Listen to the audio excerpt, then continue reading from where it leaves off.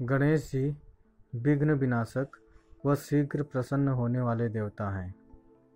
अगर कोई सच्चे मन से गणेश जी की वंदना करता है तो गौरी नंदन तुरंत प्रसन्न होकर उसे आशीर्वाद प्रदान करते हैं। वैसे भी गणेश जी जिस स्थान पर निवास करते हैं उनकी दोनों पत्नियां रिद्धि तथा सिद्धि भी उनके साथ रहती हैं। उनके दोनों पुत्र शुभ व लाभ का आगमन भी गणेश जी के साथ ही होता है। कभी कभी तो भक्त भगवान को असमंजस में डाल देते हैं। पूजा पाठ व भक्ति का जो वरदान मांगते हैं वह निराला होता है।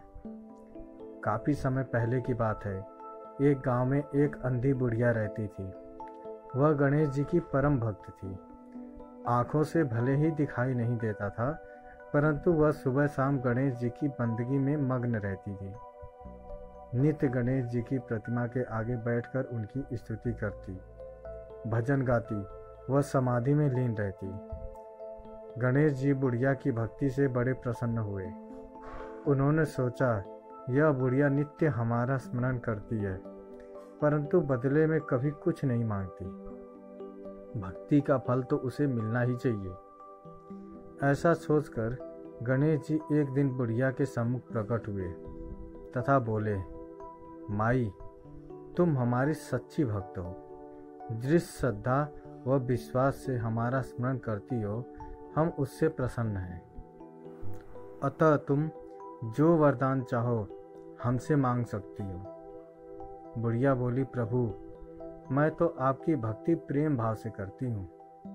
मांगने का तो मैंने कभी सोचा ही नहीं, अतः मुझे कुछ नहीं चाहिए। गणेश जी पुनः बोले, हम वरदान देने के लिए आए हैं। बुढ़िया बोली, हे सर्वेश्वर, मुझे मांगना तो नहीं आता। अगर आप कहें तो मैं कल मांग लूँगी। तब तक मैं अपने बेटे व बहू से भी सलाह मशवरा कर लूँगी। गणेश जी कल आने का वादा करके वापस लौट गए। बुढ़िया का एक पुत्र व बहू थे। बुढ़िया ने सारी बात उन्हें बताकर सलाह मांगी। बेटा बोला, माँ, तुम गणेश जी से ढेर सारा पैसा मांग दो, हमारी गरीबी दूर हो जाएगी, सब सुख चैन से रहेंगे। बुढ़िया की बहू बोली, नहीं, आप एक सुंदर पोते का वरदान मांगे, वंश को आगे बढ़ाने वाला भी तो चाहिए। बुढ़िया बेटे और बहू की बात सुनकर असमंजस में पड़ गई। उसने सोचा, यह दोनों तो अपने अपने मतलब की बातें कर रहे हैं। बुढ़िया ने पड़ोसियों से सलाह लेने का मन बनाया। पड़ोसी भी नेक दिल थी। उसने बुढ़िया को समझाया कि तुम्हारी सारी जिंदगी दुखों में कटी है, अब जो थोड़ा जीवन बचा है वह तो सुख से व्यतीत हो जाए। धन अथवा पोते का तुम क्या करोगी? अगर तुम्हारी आंखें ही नहीं हैं तो यह सांसारिक वस्तुएं तुम्हारे लिए व्यर्थ हैं। अतः तुम अपने लिए दोनों आंखें मांग लो। बुढ़िया घर लौट आई। बुढ़िया और भी सोच में पड़ गई। उसने सोचा, कुछ ऐसा मांगू जिससे मेरा बहू व बेटे सबका भला हो।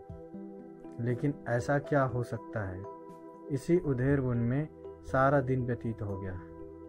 बुढ़िया कभी कुछ मांगने का मन बनाती तो कभी कुछ, परंतु कुछ भी निर्धारित न कर सकी। दूसरे दिन गणेश जी पुनः प्रकट हुए तथा बोले, आप जो भी मांगेंगे वह हमारी कृपा से हो जाएगा, यह हमारा वचन है। गणेश जी के पावन वचन सुनकर बुढ़िया बोली, हे गणराज, यदि आप मुझसे प्रसन्न हैं तो कृपया मुझे मन इच्छित वरदान दीजिए। मैं अपने पोते को सोने के गिलास में दूध पीते देखना चाहती हूँ। बुढ़िया की बात सुनकर गणेश जी उसकी सादगी और सरलता पर मुस्कुरा दिए। बोले, तुमने तो मुझे ठग ही लिया। मैंने तुम्हें एक वरदान मांगने के लिए बोला था, परंतु तुमने तो एक वरदान में ही सब कुछ मांग लिया।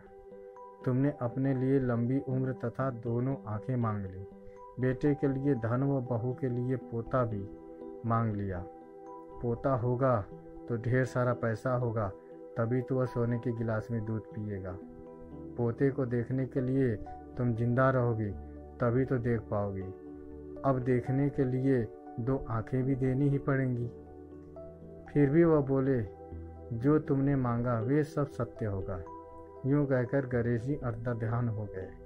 कुछ समय पाकर गणेश जी की कृपा से बुढ़िया के घर पोता हुआ। बेटे का कारोबार चल निकला तथा बुढ़िया की आंखों की रोशनी वापस लौट आई। बुढ़िया अपने परिवार से सुखपूर्वक जीवन व्यतीत करने लगी। तो दोस्तों, इस तरह एक गरीब और दुखियारी बुढ़िया की निस्वार्थ भक्ति भाव से प्रसन्न होकर भगवान गणेश जी ने एक ही वरदान में उनकी सारी मनोकामनाओं को पूर्ण कर दिया। भगवान गणेश और बुढ़िया की ये कहानी आपको कैसी लगी, हमें कमेंट करके ज़रूर बताएं। अगर अच्छी लगी तो शेयर करें, सब्सक्राइब करें और लाइक करें। धन्यवाद।